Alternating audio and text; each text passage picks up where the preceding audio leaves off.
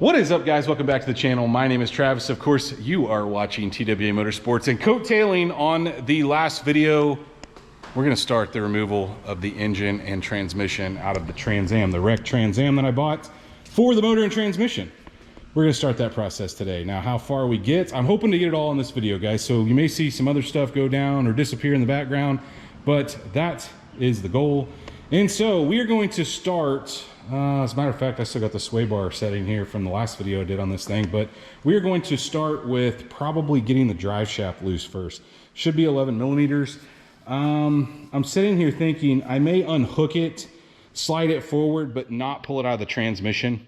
And the reason I say that is I don't want a bunch of transmission fluid leaking on the ground when the motor comes out of this thing. I don't think that's probably going to happen, but it isn't going to hurt to just unhook it, have it unhooked, and then leave it down there. The other thing is I'm going to try to pull the harness off all together with the engine. So what that means is we're going to have to unhook some stuff, kind of wrap it over onto the engine. And when I say that, like the stuff here on the fender, but I'll show you as we go along. There is one plug on the inside of the car that needs to be unhooked. Actually, two plugs on the inside of the car that need to be unhooked. And then we'll just kind of see where we get from there. But while I'm unhooking the drive shaft, I'm going to go ahead, slide something under here. I'm going to unhook the battery with an 8mm. I'm going to slide something under to catch the coolant because we need to get the coolant out of here and let it drain. This may be a drain overnight situation, but got it started. And I got the battery unhooked. So the next thing I'm going to do is I'm going to take that 13 out that holds the battery in place so we can just get the battery out. And then I'm going to go through here, since I've got the inner fender liners out, and well, actually some of these are actually unhooked, but they poke through from the bottom. We can just actually unhook them from there, I suppose. Just slide them back and off their holder, and we'll just get these unplugged because this is part of the wiring harness of the car that we need to kind of loop out of the way. I'm going to grab my 7mm. Let's get this up out of the way. 7mm and unhook the computer. But I'm going to have to pull the computer and the tray out because, like I said, there's two plugs on the inside that we need to unhook. But let me pop all these open, get these unplugged, get the battery out. Got all that stuff unplugged. And you can see I took the 10mm out to hold the battery tray in, or the battery tray, the computer tray in. And I've got the computer out of the way and kind of this stuff folded over. Now, like I said, I still got to just go ahead and do this now. I've got to pop these open to get the wiring loose. Like I said, we're going to kind of lay it over the motor as we go. But there's another one of those clips back here. Sometimes you can get to it, sometimes you can't. Pop it open, but there's part of this harness, as you can see coming in here, runs into the car. There's a couple plugs up here that we need to unplug. I think I may have already unplugged. Oh, no, they're right here. Those two guys right there. We need to pull the clips out, and that's going to come through the firewall, and it's going to be part of that harness. You can see that I've got that grommet pulled through. These are the ones that we just unplugged. Next thing I want to do is I'm going to go ahead and unhook. I'm going to unhook this 10mm here, get this ground off. I'm going to unhook the two 13s that hold the throttle cable. This is a traction control car, that's how you know. So once I get that off, then I'll be able to get this kind of over out of the way. I went ahead and unhooked it from the throttle body already. Now the good news is this thing doesn't have any AC in it, so I'm going to pull off this line. That line should be just a series of 10s and 13s to get the lines loose. Also this line here. Try to get those all out of the way. I'm just trying to get as much access as possible while this coolant drains out. Next thing I did was I took the 11mm out of the steering shaft right there. I taped up my steering wheel because I don't want to mess up the clock spring. Maybe we can get that separated. I may have to use a pry bar, but we could separate those two because the rack's going to come out with the the cradle and all when we get that apart. But the next thing I'm going to work on is I think I'm going to go ahead and take at least two of these out and loosen up these other two. So these should be 15s and 13s to get the upper strut loose. And same thing on this side, except we got a Torx. In order to get this one loose, you do have to undo the 15s, move this guy out of the way. A lot of people switch these so you can do that without, like on my Trans Am when I went back together, I moved one of those from that side over here, so you didn't have to move this in order to get that loose, and it's more symmetrical. So we've got one Torx on one side, one on the other in the same spot, so they'd be the inners, and then the outers are the 13 or 15, I don't remember which, but they're 13s and 15s. I forgot that since I had all the AC lines out or unplugged, I could just pull the AC condenser out, and it's got, I think it has issues. I think it had a leak in it. But look, this is my least favorite part because it gets crap everywhere, but we're gonna go ahead and undo our connections. Okay, so it goes to our throttle body, goes to our overflow, goes to our water pump and the thermostat housing. And then on this guy, because it has a power steering cooler, I'd like to unclamp it here, get that loose so we can leave the power steering cooler with the motor. We don't have to mess with busting in the power steering at least. And so yeah, I've got some clamps to take loose, and these are always my favorite. Now I've got this thing a little further off the ground, jacked it up, put my DSC wheel stands under it, but we need to get a couple things loose under here. I'm gonna go ahead and knock all the exhaust loose, so like the Y pipe, and depending on what size Y pipe you have, that's a 15. And then I'm gonna get this center mount out, which is a 13. Get that out of the way, get all the exhaust out from under it basically, except I'm gonna leave the headers in place. We're also gonna need to do a little work around the transmission. Obviously we're gonna have to unhook the torque arm and whatnot. We'll just kind of see as we go. Okay, just kidding. Can't get the exhaust. I got the intermediate pipe off back there, but the Y pipe's like sandwiched together and kind of bent from, I guess, the wreck. So we're gonna move back up here to the front. There's a couple things we need to get. Okay, we need to get the sway bar, which is a 13 millimeter. That's a 15 I have on there. We need to get the sway bar unhooked from here. We can leave it connected, which will kind of help balance and keep things together on the actual bottom of the A-arm. But aside from that, there is a heat shield up here that has a bunch of 10 millimeters in it. Let me see if I can grab a light and show you guys what I'm talking about. It runs right there. You can see it. Yeah, you can kind of see it right there. Okay, so the brake line sandwich inside of that. And in order to get that loose, there's a couple 10 millimeters that we should be able to reach starting up here and working our way back. But that'll not only give us access to that, but the actual clutch line, the hydraulic line on the clutch.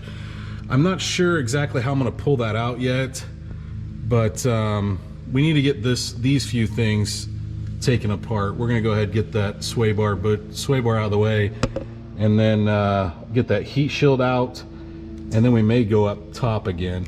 I just keep finding more and more stuff that makes me think it was a great idea to part this out. But this is the heat shield I was talking about removing. There was 1, 2, 3, 4, actually, not 3, 10 millimeter nuts right there that you can see. But the sway bar does not have anything hooking it up on this side. And the A-arm, I think this thing's been off-roading before. The A-arm bushing is completely pushed out and shot. So I don't know what's going on here, guys. But you can see I've got the sway bar folded over. There's one end link holding it. We're gonna have to take it loose now, but anyway, I did go ahead and unhook this. This is a 15 millimeter that held the power cable. I've drooped it over there. But now I think what I'm gonna do is I'm gonna attempt to unhook the clutch from underneath. Okay, so inside the car up under the dash, I'm gonna try to pull the master and the slave all together. So that means the reservoir, the actual master cylinder, all that. We'll try to keep it together. We'll see what happens. I don't know if that's gonna happen or not, but I need to pull this little pin here to get this unhooked, and I'm thinking maybe I can get it to go underneath the brake master here and the booster. I don't know, we'll just have to see, but let me get under the dash and see if we can get the bolts loose. It's just 2 nuts, I believe, on the inside to get it loose. I'm gonna have to get a light under there. Now I did have to pull this lower panel in order to gain access, but you can see clear as day the 2 13 millimeters that are holding that in right there. one on each side, but there's a clip that we need to remove up here, which will take a flat blade screwdriver. And like I said, you don't have to do it this way. You can unhook this at the transmission. I just thought if we could get it out all as one, that'd be cool. I'm going to attempt to do that. I'm going to loosen those 13s. We'll see if we can drag it through. May or may not be able to. And if we can't, then we'll just have to disconnect it elsewhere. Okay, skip that step. That is not coming out quite as easy as I thought. So we're just going to have to unhook it down below. It's not that big a deal. We'll go back under there. We've got to get under there, unhook the transmission mount. What else we got to do? I really need to put a jack under it before I do that. I'm just kind of going along, checking wires. We're going to have to unhook the brake lines, which is why I took this holder out of the way, or that heat shield. We need to unhook the brake lines that go just to the front here. So let me do a little research here. I think one of them's right up top, and the other one I believe is on the bottom. The two lines you need to take out, that guy there, which is the left front, and it's labeled, and then the other one, which is back behind here. Those two right there need to get loose, and I've moved them kind of over out of the way. The next thing I did was I unhooked the EVAT by just pinching this. I did have to lift it up a little bit. If you get a screwdriver in here, you can lift it up and loosen it, but I'm going to use this tool and get the fuel line disconnected. It is about time to pull the motor in this thing. So the last things that we've unhooked, actually my buddy Nathan's out here helping. He got these unhooked, which are our ABS feeds. You can see that one right there, and then it's clipped into the frame, or the K-member, I guess, essentially, that we're gonna take out. But we're gonna have to drop the trans down a little bit, and we're to get the torque arm loose. That's what I'm gonna work on next. I'll try to take you under there and show you what I'm talking about. You can see I got the 15mm bolts out that hold the trans cross member. So now what we need to do is just lower it down a little bit, enough to gain access to the pieces that clamp the torque arm to it. Got the torque arm unhooked. It's just kind of sandwiches between. There's a 15 through bolt, and then that's kind of a bracket that holds it. You've got this piece here. Once you get the top loose, which is a 15, you can slide this out of the way and the torque arm's loose. So now really we're to the point where we just got to hook up the front of this car and start taking out our K-member bolts. And I'll probably put a dolly under this. We'll use the wheels to help roll it out. Got the wheel stands out from under it at this point. Everything's loose, okay? Remember we took our brake lines loose already, so that they'll come with it. Nathan's down there taking out the two front bolts on that side. We took the rear 19mm out of the K-member. There's 3 on each side. We left 2 and 2 until we got on the ground. We've went ahead and taken these off, working on taking those off, and that's it. We're gonna start to lift this thing up and see what's still connected. It may all fall to pieces, I don't know. Sorry, those are 18mm to hold the K-member in, but we are completely loose. I did put a jack under it. Not exactly sure what's gonna happen here. We'll start lifting it up and hope for the best. Hopefully the motor stays and car comes up. It's going kind of crooked.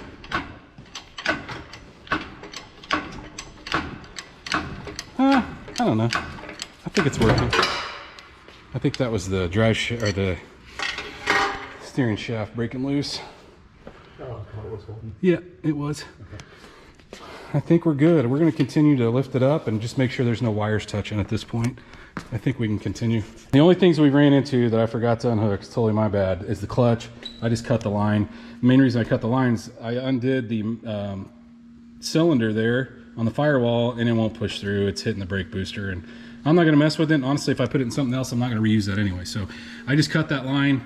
Everything else is looking good. Brake lines are coming out. Torque arm, Nathan slid under there and pulled it over because it was catching. But aside from that, we're doing good here. I'm having him watch the back jack stands to make sure it's not going to like rotate off of those. If it does and hits the ground, it's not like I care, but I don't want it to hit the 55 back there. But either way, we're going to keep cranking, and we're real close to being able to roll it out from under. I did put a dolly underneath the trans. I don't know how easy it's going to be roll out. We just need to get high enough to make sure that it clears. Well, there you have it. It's out. So you're probably wondering, like, well, how did you get it out with the cherry picker in front? Well, what we ended up doing, and I should have put this on camera, but put a couple jack stands and jacks under the body took the cherry picker loose, drug it out the front, and then kind of turned it so I can store it here.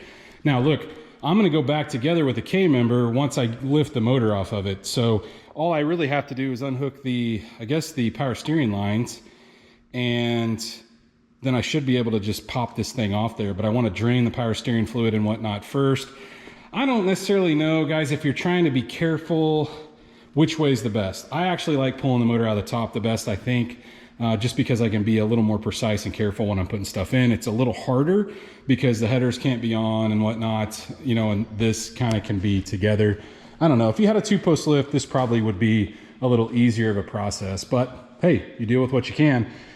But anyway, yeah, we've got the part off, or the motor and trans out, which was the goal of this video anyway. So that is where I'm gonna end this, guys. Hopefully you did enjoy this video. If you did, please, like always, smash that thumbs up button. Guys, if you are not subscribed, go down there, hit that subscribe button. Of course, like always, ring that bell notification. That will notify you every single time we drop a new video. And stay tuned to see what we work on next.